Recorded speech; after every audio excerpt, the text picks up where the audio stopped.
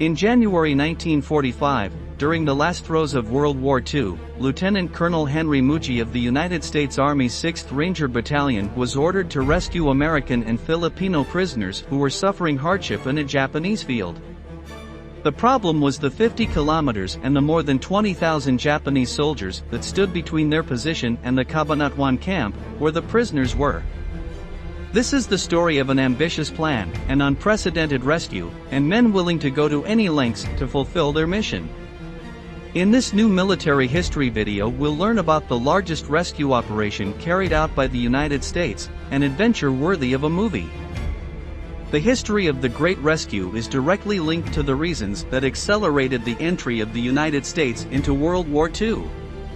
On December 7, 1941, just 10 hours before the Japanese attack on Pearl Harbor, Japanese troops attacked the Philippines, where almost 10,000 of Uncle Sam's soldiers were stationed.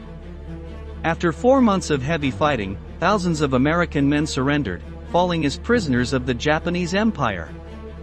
After going through the infamous Bataan March, in which thousands of people perished, the soldiers were relocated to one of the O'Donnell, Palawan, and Cabanatuan camps. We'll stop at this to narrate the impressive rescue led by Colonel Mucci. The Cabanatuan Philippine camp was named after the nearby town of 50,000. The site had been used as a U.S. Department of Agriculture station, but once Japan invaded the Philippines, it was turned into a prison. It was one of 3 camps in the area. It occupied more than 40 hectares in the shape of a rectangle 730 meters long by 550 meters wide, divided by a road. On one side were the Japanese guards' quarters, while on the other were the prisoners' bamboo huts and the hospital, known as Room Zero because prisoners sick with dysentery, malaria, and other diseases awaited death there. The wire fences surrounding the field were about 2.4 meters high and were dotted with bunkers and watchtowers about 4 stories high. At its peak, the camp housed 8,000 U.S. soldiers, along with a small number of soldiers and civilians from other nations, making it the largest POW camp on Philippine soil. This number was significantly reduced when soldiers in good physical condition were sent to other areas to work as slaves. The provisions of the Geneva Convention were ignored. Prisoners were taken out of the camp and forced to work in factories to build Japanese weapons. The prisoners received just 2 meals a day of cooked rice, sometimes accompanied by fruit, soup, or meat. In order to supplement this meager diet, the prisoners were able to smuggle food and supplies concealed in their clothing during their outings. The Cabanatuan camp had multiple escape attempts, most of them unsuccessful. In one of them, 4 American soldiers were captured by the Japanese, who forced all the prisoners to watch as they were beaten and executed.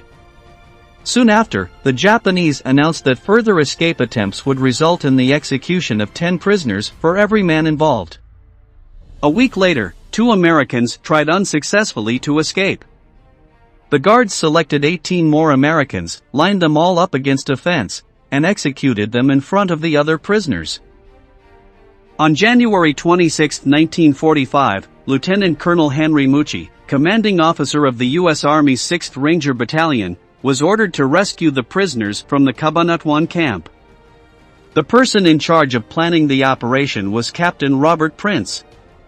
They only had 5 days to achieve their objective, since it was feared that, due to the proximity of the enemy troops, the Japanese would execute the prisoners, as had already happened in the Palawan camp, where they had burned 150 prisoners alive. On January 27, the Rangers team studied photos taken by reconnaissance planes, and listened carefully to information collected by the guerrillas and Philippine intelligence. In addition, each man received the same equipment to face the mission: a .45mm pistol, 3 hand grenades, an M1 rifle or carbine, a knife, and ammunition. No more, no less.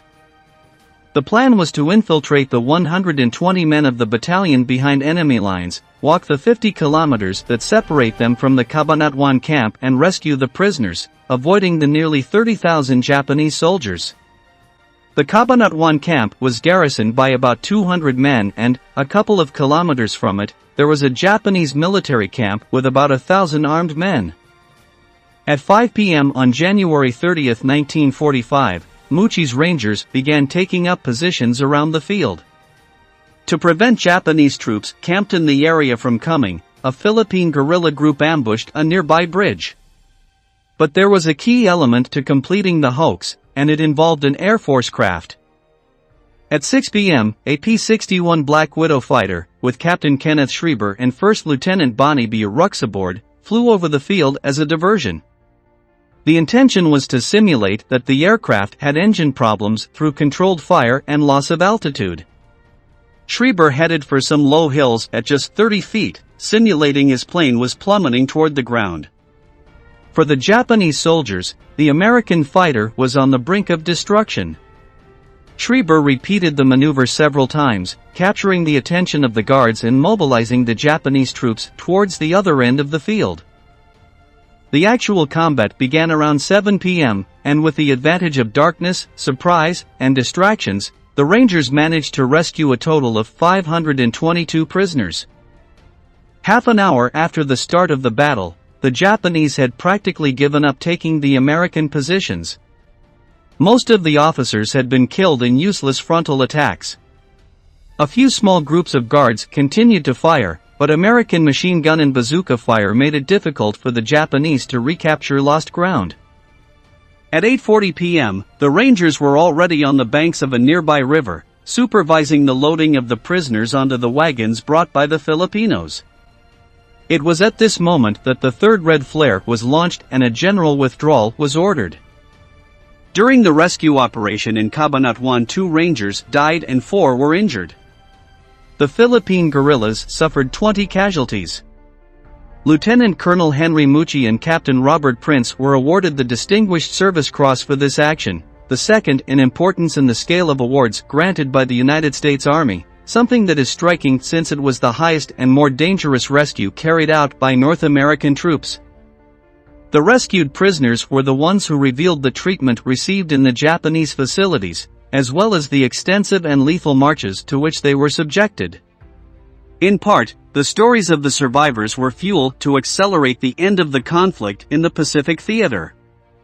Today, a monument in memory of the fallen rests on the place where the Cabanatuan field operated. Thanks for staying until the end. If you like this content, we invite you to subscribe and activate notifications. We will meet again in the next installment of Military History.